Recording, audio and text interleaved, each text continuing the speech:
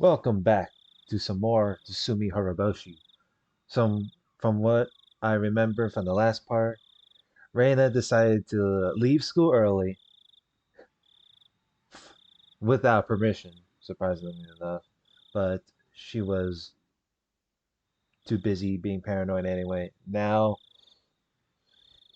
the the cop decided to show up at her house, trying to find out where Rena is, but she already escaped and tried to come into hiding and trying to expose this whole crazy conspiracy within secrets of Hinamizawa. I don't know why I opened the text log. I thought it will like save the previous, but whenever I load, but unfortunately it doesn't. Anyway, Mio-san exposed such a horrifying conspiracy. I'm scared. She met with a very sad end. She was burned in a drum in the mountains of Gifu or Jifu. I feel very sorry for her. Either way. Oh right, I forgot to tell you something. We found something odd about her death. Something odd? Well, at first I thought it had something to do with the case, but after hearing your conspiracy story, it's going to sound like nothing. The crime lab probably just made a mistake. Please tell me. I want to know. We promised to tell each other everything, didn't we? I don't mean to hide it. It's just that it might sound like a silly horror story. Ryugu-san, do you remember the night of Otanagashi? After the festival, you and four of your friends talked with Tomitaki and Takano, didn't you? Yes, we did. We just talked for a few minutes or so, I think. Well, we found Takano's dead body that night, but the crime lab in Gifu Prefecture said that she'd been dead for 24 hours when she was found. But that doesn't make sense. If that's true, she had to be dead the night before the festival. What's that supposed to mean? I'm confused. If she was found dead on the night of Otanagashi, and she had been dead for 24 hours, then that means, in short, it means she was already dead on the night of Otanagashi. So the Takano whom you saw on that night was a zombie. I got you, didn't I? Well, like I said, I think they just made a mistake. I felt my brain freezing over. Oishi laughed, saying that it sounded like a horror story from a summer camp. But actually, the fact that Mio-san's time of death was off backed up her incredulous theories. I haven't mentioned this one to Oishi or Keiichi-kun. Holy shit, this is loud. Gotta turn this down.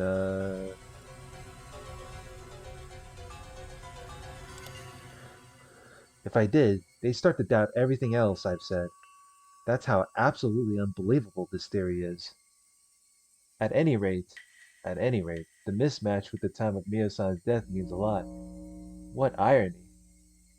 Mio-san came up with the theory and she proved it correct with her own life. No, not yet. This doesn't prove anything yet. If her theory is true, it might happen again. Ah, there's no way. It can't be true. I still can't believe it. Boishi just said it. He said Mio-san was already dead on the night of the festival. It means that the Mio-san who was talking arm in arm with Tomitaki-san on that night wasn't Mio-san. Mio-san was already dead, so that wasn't her. That means she was. I felt a new sensation, one I'd never felt in my life before. It wasn't an ordinary kind of dread. It was fear of the truth. No, fear is worse than the fear of accepting a truth you don't want to believe. Compared to this fear, the fear of being stalked by the Sonozaki family, or being burned alive in an oil drum looks silly. That's how deep of the fear I felt, and I felt it crawling all over my body. Ryugu-san, please listen to me. I understand you don't trust the police. It's true that the Sonozaki family has control over the entire city. There are some traitors in my station too. But you're in danger. You can trust me. I want you to trust me as an individual person. I can provide shelter for you. It's in a place nobody knows but me. Please trust me. I don't doubt Oishi at this point. I actually think he's very reliable. That's what most think. That's, I would have said yes without a second thought, but the situation has drastically changed. I don't know about Oishi being reliable compared to like the previous chapters that I read up. drastically changed, that Mio-san's death backs up this unbelievable truth. I trust Oishi. I believe he'll find the enemy and take them down, but I'd rather protect myself on my own than let someone else do it. If the unbelievable truth is real, then I couldn't trust anybody except myself. No, even myself might appear before me too. Oishi-san, thank you so much. Anyway, please find their research center and put a stop to their conspiracy. I'm going to hide somewhere for a while. I'll call you again. I noticed I've been on the phone too long. I've been using this phone booth with a light on in the middle of the darkness. In other words, I've been telling everybody I'm here. Uh-oh. Is someone watching? Hello? Hello? She hung up. Oishi wanted to talk more. He clicked his tongue and put the phone down. His junior, Kumagai, Kumagai, or whatever, rushed into the room. Oishi-san, it's getting really bad now. It's Tatsuyoshi Kasai who gave the Sonozaki Corps the order to find Rena Ryugu. Kasai? Akane Sonozaki's right-hand man? Oh, that Kasai. Oh shit, I remember that from the 5th chapter. Tatsuyoshi Kasai was a pretty high-ranking big shot, even amongst their boss's younger brothers. He used to be the boss of a subordinate branch, but after suffering a bad injury during a gang war, he stepped down, and now he served as the boss's aide. Akane Sonozaki relies especially on him, and as her right-hand man, he's still feared even now. Even Kasai moves, other gangs consider it as a declaration of war. They fear him very much. He's a warrior among warriors. He's been lying low these days, but he's led countless number of gang wars. He was also the leader of the professional attack squadron that went to the US to receive military training during the Dam conflict. They were crazy enough to think of attacking the Ministry of Construction for real. It looks like he's causing quite an uproar among our informants. They're saying that Reina Ryugu must have found some kind of information that's very inconvenient for the Sonozaki Corps.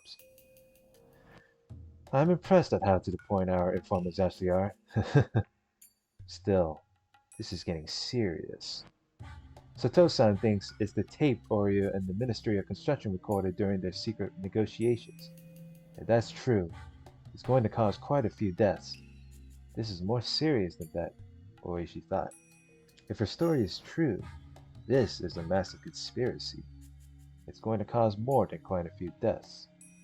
It might destroy the entire village, or even the entire prefecture. This is going to be the biggest terrorist strike in history. Reina Ryugu is in danger. Kuma-chan, arrange an unmarked patrol car to keep watch on her house. As of today, we're going to put Reina Ryugu under protection. She's convinced she's being threatened by the gang. I'll talk to the sector manager later. Well, actually, Reina Ryugu seems to have run away from home. A police officer confirmed that a lot of money disappeared from her father's cash box. Sounds like she took it and ran away. And I also had a call about a car belonging to the Sonozaki Corps parked in front of her house too. What? Why didn't you tell me that sooner? Reina Ryugu's in great danger. She wasn't calling me from her house then. We need to find her right away. Get me a car. Arrest the people parked in front of her house. And get some guys over here. They're coming with me. Yes, sir.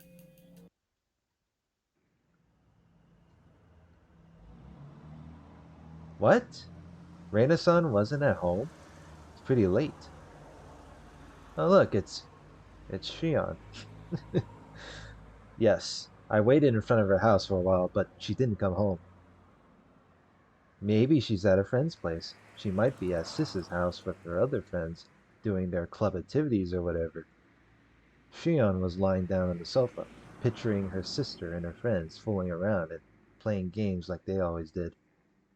I thought so too, so I stopped by Mion-san's house, but Reina-san wasn't there either. Mion-san was worried about her too. Oh, really? Well, I wonder what happened to her. Hmm? She might have been caught by some hoodlum, so that would be unusual. I already told my staff to look for her just in case.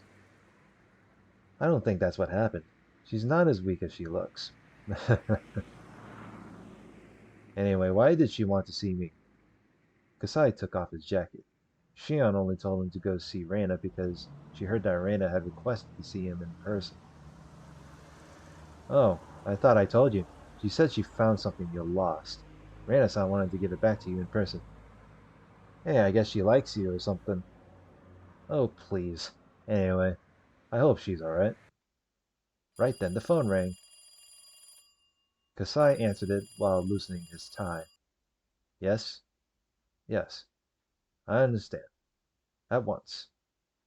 Kasai sounded very serious, and Shion immediately figured out who he was talking to. Who was it? Was it my father? Yes. The Sonozaki family has sent out an order to find Rena-san right away and to bring her to the main house. You mean Oryu gave the order? I wonder what Rena-san did. Will she have to peel off her own fingernails? I hope Oryu goes easy on her. Poor girl. Wow.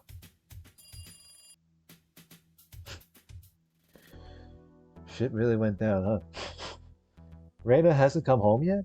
No, I heard that Rena ran away from home. I heard that Rena ran away from home and that she's hiding somewhere. Hiding somewhere? What do you mean? Also, I just got this information. It seems the police are looking for her. What? An unmarked patrol car is watching her house right now. It seems like there are several patrol cars looking for her in the village. Uncle Kimiyoshi received a call from the police too. He was told to use the town network to find out if anybody knows where she is. Do you think they found the corpses we hid? We hid them deep in the mountains. They couldn't have found them that easily. No, it's 100% impossible. I guarantee you that. Wow, how can you be so sure? Well, to tell you the truth, I let the Sonozaki family take care of them. They moved the bags to a secret place. Oh, uh-oh.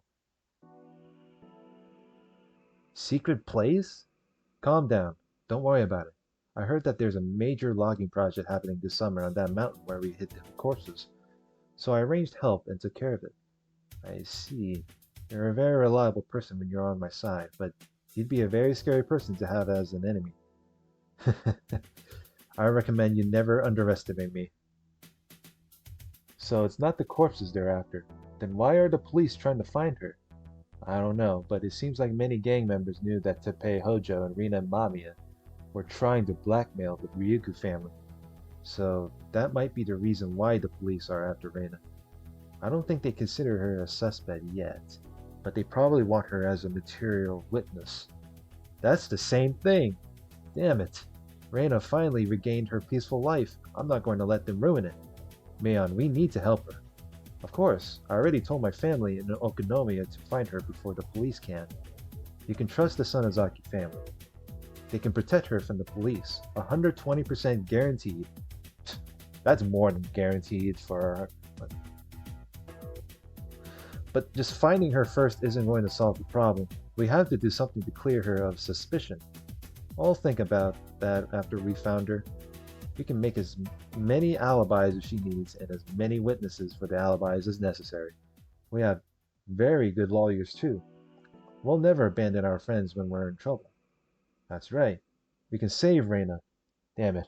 I wish I could do more than to depend on you, Mion. Well, don't worry about it. It's okay to let someone else handle the situation when that person is better at it. This old man will take care of everything. Also, I'll create an alibi to fool the cops watching the whole village. We'll say Rena was spotted near Gogura. The wider the search area, the fewer policemen in one place. I see. That's a great idea. This is like nothing to us.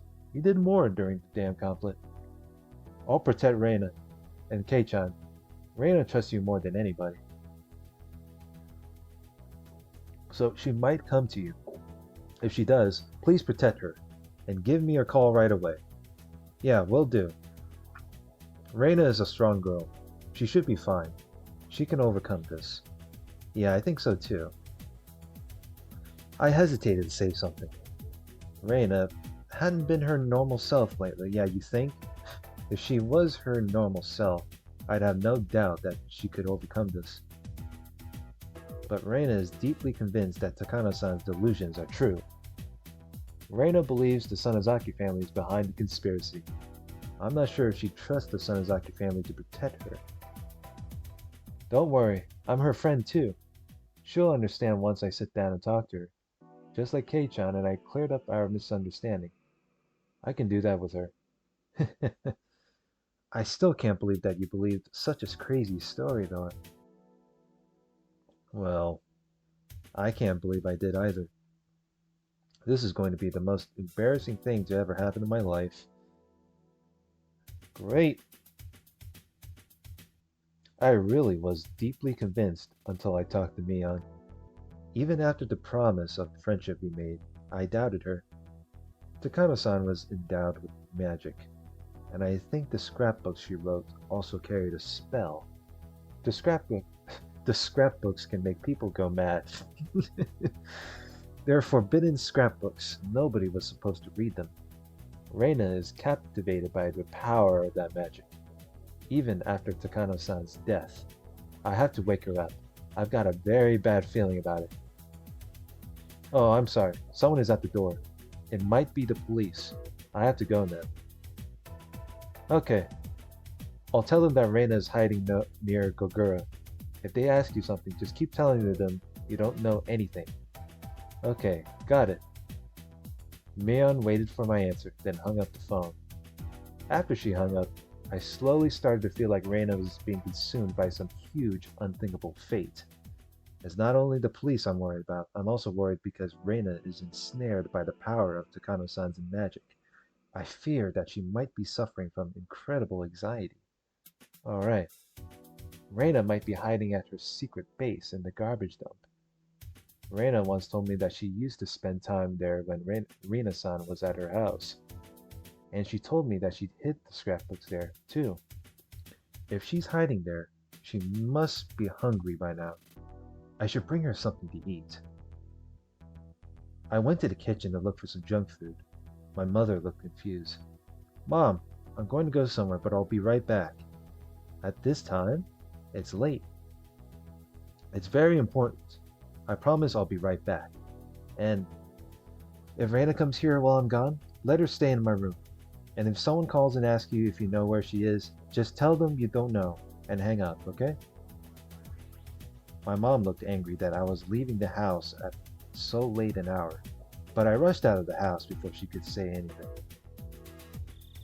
I grabbed a flashlight from the wall of the garage, got on my bicycle, and sped off into the darkness. Oh boy. Bit of a dangerous late mission. The moon looked beautiful, but in a creepy way. I feel like something terrible is going to happen. I don't know what it is, but I know it's coming. Something is going to happen. The moon. Seemingly knowing just what that something will be. Looked like it was laughing at us, pacing back and forth in confusion. And I'm really liking the music. It has a very upbeat feeling to this. Damn it. Laugh all you want. Laugh at this funny story as much as you want. I'm not going to laugh. I'm going to fight. I'm going to smash through whatever fate is waiting for us. Reina, I hope you're there. Maybe my bicycle needs some oil?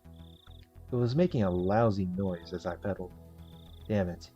Even my bicycle is laughing at us. Great.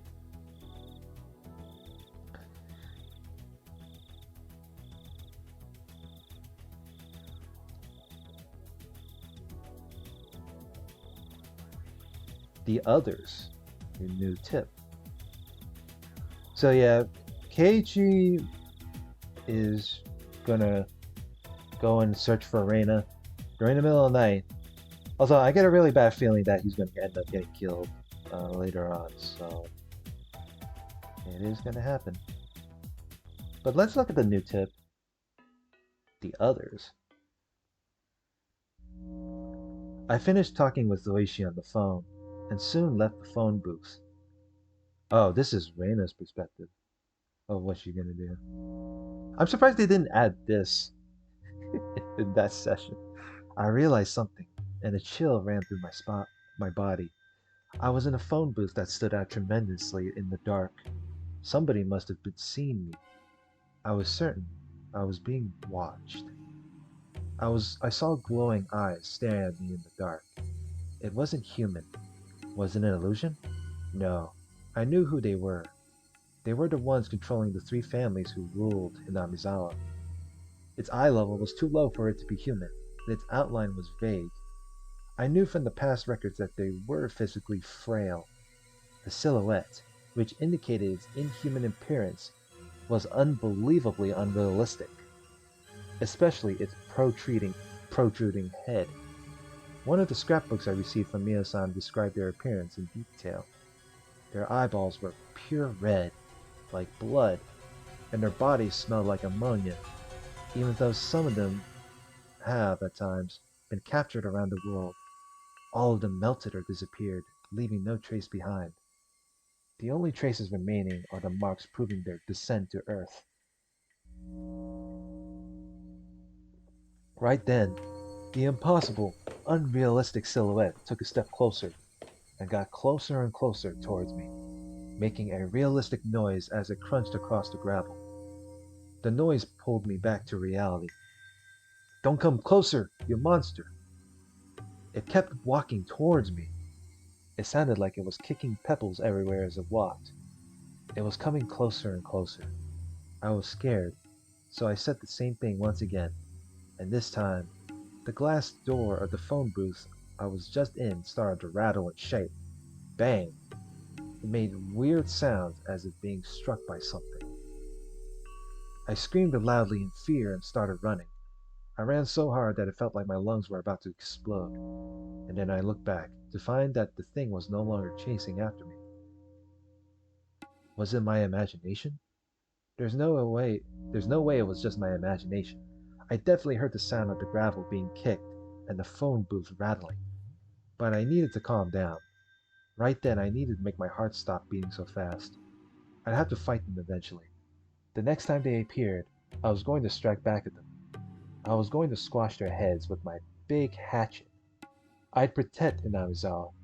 It was my duty to do so. I wouldn't allow them to do whatever they wanted. I saw the lights flickering in my head again. Hmm, I'm really curious. So, either the demon is haunting Rena, or Rena is like is under the poor mental state of delusion. But I guess we can say from here. End of chapter 10. And you know what? Since we're 23 minutes in, we'll continue. We're on chapter 11, boys. Even if I turned on the light in my hideout, nobody would see it because of the piles of abandoned cars in the way. While I'm aware of that, I decided not to turn it on, just in case. It's a bit scary to hide in this quiet place, alone in the dark, holding my breath. I wonder if she can hotwire the car. I mean, then again, it's in the middle of a junkyard, so. Alone in the dark, holding my breath. I'd have to keep myself busy with something. But my brain won't work properly, and I don't even have the energy to think about what to do from now on. However, I don't have the courage to lie down to sleep and regain my strength either. Every time I heard or thought I heard a suspicious sound, I'd gasp and stare into the dark. That's all I did last night. Oishi believes that the Sonozaki family was behind the conspiracy, but he can't do much without solid evidence. For that, he has to locate the facility where they're doing research on the parasite, but we have no idea where it is. I think the Ivory Clinic is still the most likely site, but I have no credible evidence. Really, I don't think they do their research in a place so obvious even I could guess it. They might be using one of the bomb shelters that was built during the war as some kind of secret underground research center. Now that I come to think about it, I remember a secret building nobody is allowed into on the premises of the Farouk Shrine. I think it's called the Ritual Storehouse. Yeah, I just see it in various chapters. The ritual storehouse. According to Mio-san's research, the Furu shrine is the center of the local worship of Yashiro-sama. The priest keeps the tools for ceremonies in the ritual storehouse. One of the ceremonies is the bizarre festival, Watanagashi, and so the shrine storage must be something very sacred. If I remember right, Watanagashi was also a medical ritual designed to vaccinate and immunize people against the all too strong parasites. That means the tools they used for Watanagashi were medical ones. If my guess is right, the ritual storehouse is the most sacred place in the village, as well as the most appropriate building to use for medical purposes. It's suspicious. There might be a secret research center in the ritual storehouse. Ah, damn it. The police should be performing a raid on the ritual storehouse, not the Irie clinic. Why didn't I think of that when I was talking with Oishi on the phone earlier? I mean, why can't you just raid both? But then again, probably don't work that way. I hope Oishi realizes this too. Should I go back to the phone booth and tell him about the ritual storehouse? I mean, it's probably too late now.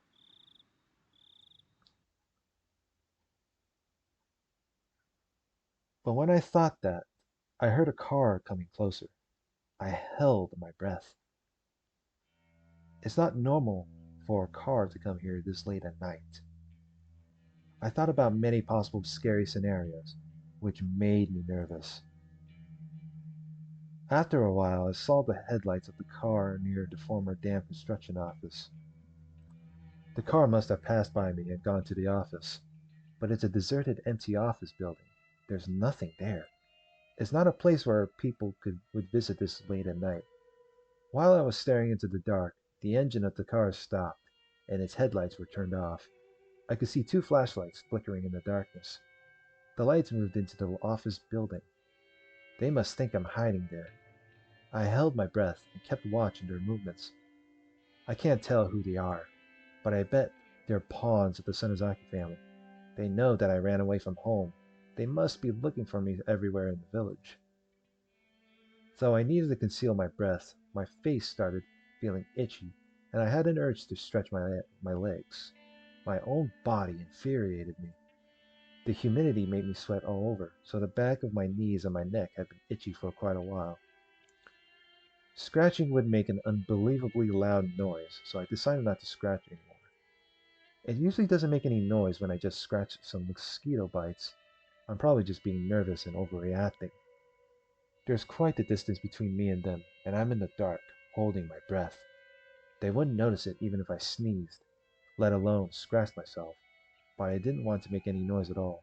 So I tried to forget the itchiness, but after all that, I ended up scratching everywhere like mad. I had to live in hiding like this for a while. I don't know how long I can go on when I'm so nervous on just the first night. I need to toughen up more so I can remain placid, even, even in a situation like this. I forced myself to relax, scratched my neck without hesitation, and tried to cope with the sticky sweat all over my body. I started getting hungry. My stomach growled. That's a good sign though, since it means I'm starting to relax. I can't eat yet though. It'd make a lot of noise. I decided to wait until they finished looking for me and went away. Go away, go away. I can eat if you go away. It seemed like the intention I was sending out bore fruit. They had stopped looking around the building. Oh, they had stopped looking around the building. However, I must have concentrated my thoughts too strongly. They were pointing their flashlights in my direction. Did they notice me? No, not only that, they're walking towards me. I made my body as small as possible, hid under the blanket, and listened for their footsteps as carefully as I could. All the while, I heard their footsteps coming closer and closer. Since the footsteps are coming straight towards me, they must already know where I am, I think. It's scary, but there's no way they already know where I am. If they did, they wouldn't have wasted their time looking for me around the office building, and they wouldn't walk as slowly as they did. It's just a coincidence that they're walking in this direction. Since I'm hiding under the blanket, I can't see who they are. I don't know where they're shining their flashlights, so I can't stick my head out from the window to see who they are either. I just have to stay motionless like a rock until I sense they're gone. They stopped when they came near my hideout. I could hear their conversation. I don't think she's here. Let's look somewhere else. You look over there. I could tell by the sound of their footsteps that they went separate ways and that each of them is walking around the piles of trash separately. I made this hideout of an abandoned car. I just redecorated it. So on the outside, it still looks like nothing other than an abandoned car.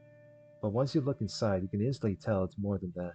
So if they look inside, I'm done for. It's obvious that they're looking for me. Are they a Sonozaki corpse attacking them? If they find me, I'll be killed for sure. I know all too well that this place is perfect for murdering people. I killed 2 people here myself. If I can do it, it'll be no problem for them because they're real professional killers.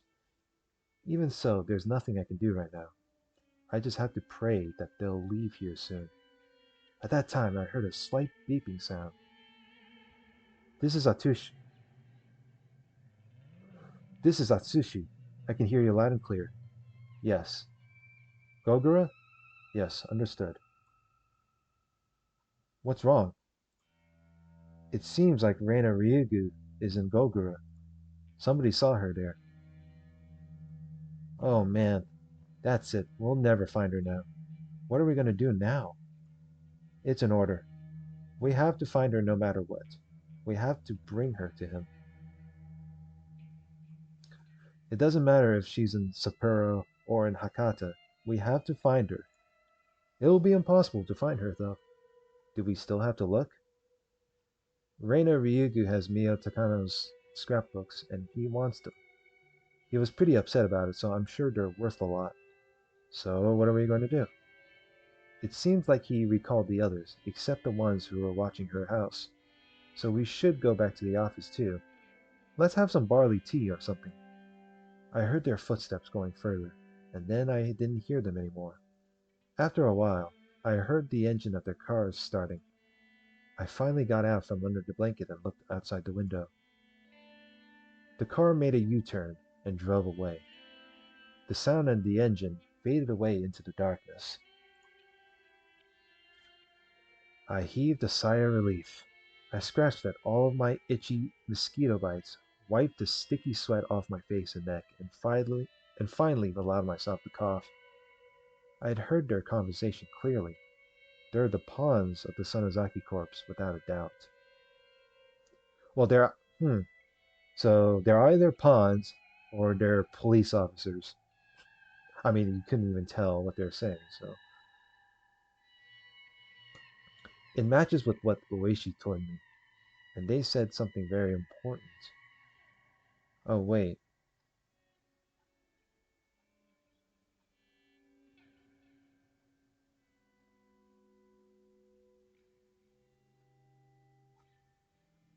Hmm,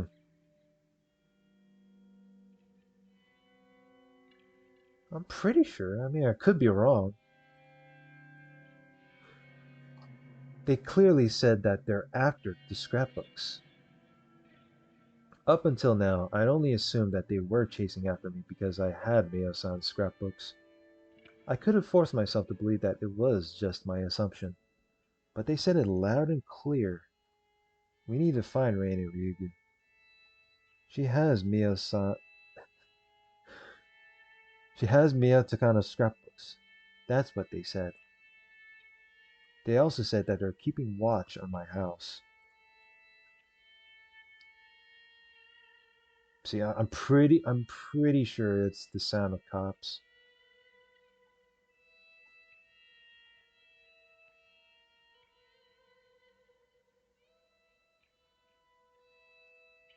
Yeah, that has to be it. I'm not surprised. That's exactly what I would do if I were them. You've been watching my house.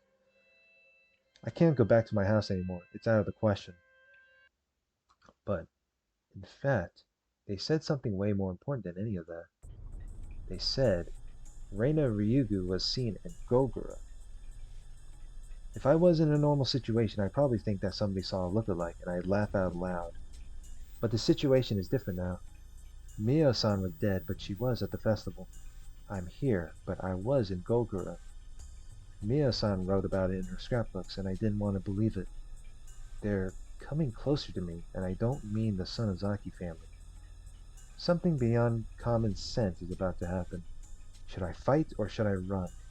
I don't even know what I should do. I feel like I'm rooted to the spot with fear. Am I about to be eaten? No, no, no. I don't want to be eaten alive. I want to run away if I can't win. If I can't run, I want to fight. I'm going to be happy. I know I am. I'm not going to sit pretty and let them get me. But the enemy Mio-san foretold of in the scrapbooks is coming closer to me, and it's starting to eat me up. I'm in the garbage dump alone. If I disappeared right now without anybody knowing it, the person who was in Gogura would replace me and start living my life. Nobody would notice the change. My father wouldn't notice it. My friends wouldn't notice it. It would replace me without having anyone notice it. Wait, many people come close to me might have been replaced already. That's right. The Sonozaki family is plotting bioterrorism, but that's only a part of what they are planning. Mice possessed by them don't get scared of cats. As a result, they don't run away. They'll be eaten by the cats and they can move into the cats' bodies. Mice are only used by them for that purpose. It's not that they lose their fear of cats in order to help them achieve their purpose. The same thing goes with the Sonozaki family. They think they're doing things by their own will, but they're just helping them without realizing it. That's exactly how they've lived since long ago, being the parasite. We're nothing but a bunch of mice to them. Most mice are stupid. They don't even notice their existence. They help them to achieve their purpose, thinking they're living their lives by their own will. But very rarely, a mouse with wits is born. This mouse notices that he's being used, and he also notices their existence. But nobody believes him, so it's not a big deal. He starts thinking that it was his mistake, and he gets swallowed by them. Eventually, he disappears. But even more rarely, a mouse appears from nowhere, notices their existence, and objectively proves it. That mouse was Mio-san. To them, that this mouse was a rare and very dangerous existence. That's why they resorted to unbelievably bold and violent methods to try and eliminate that mouse when it appeared. But surprisingly, we knew about those measures. But the stupid mice don't believe it. They don't notice that they are forcing them to not believe it, and that they're helping them in the end. They killed Mio-san, and they tried to replace her. But they made a mistake. We found the real corpse of Mio-san. That's why they failed to replace her. They'll try to kill me and replace me too. Or they'll replace my friends in order to get close to me. They'll look just like the real people, but they're totally different inside. They're an abnormal existence that's beyond our imagination. I know they'll reappear. They'll appear. No, they're already here. It appeared the day after Mio-san died, and it appeared in Gogura tonight. They'll keep coming. They're openly after me now. They'll keep coming. They'll keep coming. Right then, I heard somebody coming down the slope. I concealed my presence again. I looked at the direction where the footsteps were coming from. I could see one flashlight. It looked like there was only one person now. Who is it, this late at night? Its shadow is very small. I can tell it is an adult. I felt a chill running through my body. It shined the flashlight towards my hideout, and its footsteps were coming straight towards me. It's different from the other guys earlier. I can tell by the sound of the footsteps that it knows I'm hiding here for sure. No, it must be just a coincidence. I should just conceal myself again. I can make it through this again. I made it through last time. I need to hide. I need to hide. I pulled the blanket over myself. Made myself as small as possible, kept telling myself that I was a stone. But the footsteps kept coming closer and closer, and it knocked on the door of my hideout.